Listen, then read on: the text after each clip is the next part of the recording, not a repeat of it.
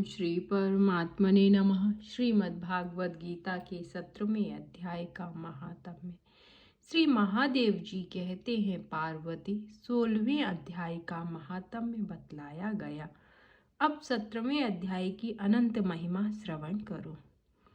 राजा खड़गबाहु के पुत्र का दुशासन नामक एक नौकर था। वह बड़ी खोटी बुद्धि का मनुष्य था।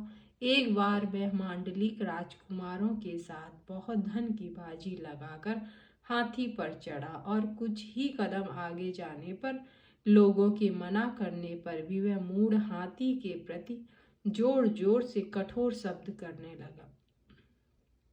उसकी आवाज सुनकर हाथी क्रोध से अंधा हो गया और दुशासन पैर फिसल जाने के कारण पृथ्वी पर गिर पड़ा। दुशासन को गिरकर कुछ कुछ उच्छ्वास लेते देख काल के समान निरंकुश हाथी ने क्रोध में भरकर उसे ऊपर फेंक दिया। ऊपर से गिरते ही उसके प्राण निकल गए। इस प्रकार कालवश मृत्यु को प्राप्त होने के बाद उसे हाथी की योनि मिली और सिंघल द्वीप के महाराज के यहाँ उसने अपना बहुत समय व्यतीत किया। सिंघल द्वीप के राजा की महाराज खड़गबाहु से बड़ी मैत्री थी, अतः उन्होंने जल के मार्ग से उस हाथी को मित्र की प्रसन्नता के लिए भेज दिया।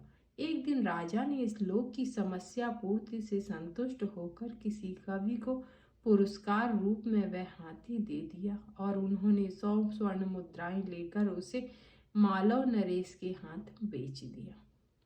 कुछ काल व्यतीत होने पर वह हाथी यत्न पूर्वक पालित होने पर भी असाध्य ज्वर से ग्रस्त होकर मरणासन्न हो गया। हाथी वालों ने जब उसे ऐसी शोचनीय अवस्था में देखा तो राजा के पास जाकर हाथी के हित के लिए शीघ्र ही सारा हाल कह सुनाया। महाराज, आपका हाथी अस्वस्थ जान पड़ता है। उसका खाना पीना और सोना सब छूट गया है। हमारी समझ में नहीं आता इसका क्या कारण है। हाथी वालों का बताया हुआ समाचार सुनकर राजा ने हाथी के रोग को पहचानने वाले चिकित्सा कुशल मंत्रियों के साथ उस स्थान पर पदार्पण किया जहाँ हाथी ज्वरग्रस्त होकर पड़ा था।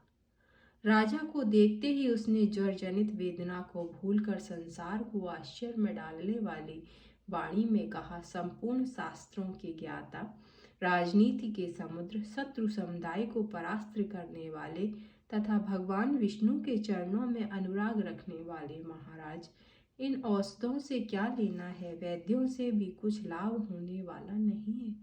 दान और जप से भी क्या सिद्ध होगा। आप कृपा करके गीता के 17वें अध्याय का पाठ करने वाले किसी ब्राह्मण को बुलवाइए। हाथी के कथनानुसार राजा ने सब कुछ वैसा ही किया। तदंतर गीता पाठ करने वाले ब्राह्मण ने जब उत्तम जल को अभिमंत्रित करके उसके ऊपर डाला तब दुशासन गज योनि का परित्याग करके मुक्त हो गया। राजा ने दुशासन को दिव्य विमान पर आरूढ़ एवं इंद्र के समान तेजस्वी देखकर पूछा, तुम्हारी पूर्व जन्म में क्या जाति थी, क्या स्वरूप था, कैसा आचरण थे और किस कर्म से तुम यहाँ हाथी होकर आए थे। ये सारी बातें मुझे बताओ। राजा के इस प्रकार पूछने पर संकट से छूटे हुए दुशासन ने विमान पर बैठे ही बैठे स्थिरता के साथ अपना पूर्व जन्म का उपयुक्त समाचार यथावत कह सुनाया। तत्पश्चात नरश्रेष्ठ मालव नरेश भी गीता के 17वें अध्याय का पाठ करने लगे। इससे थोड़े ही समय में उनकी भी मुक्ति